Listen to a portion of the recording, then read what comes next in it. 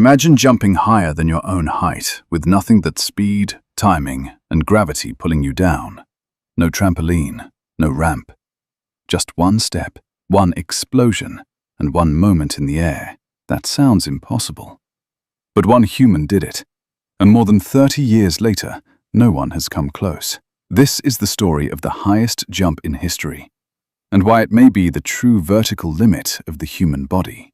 The number is 2.45 meters, over 8 feet. Most athletes cannot even reach that height with their hands, and this was a full body clearing a bar without touching it. That means the body's center of mass had to rise with a near-perfect efficiency. One mistake in timing, 1 centimeter off, and the jump fails.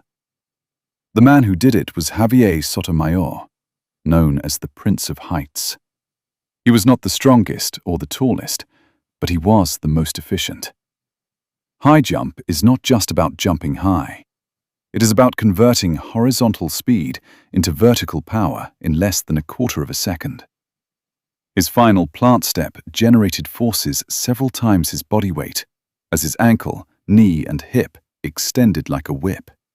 Then came the geometry that defeats gravity. Using the Fosbury flop, his body curved over the bar, while his center of mass passed below it. That reduced the actual height he needed to lift, turning physics into an advantage. In 1993, the bar was set to 2.45 meters. He sprinted, planted, exploded, and for a fraction of a second, floated. The bar did not move. The record was born, and it still stands. Modern athletes with better shoes, tracks, and training reach around 2.40 meters. That missing 5 centimeters is a different universe at elite level.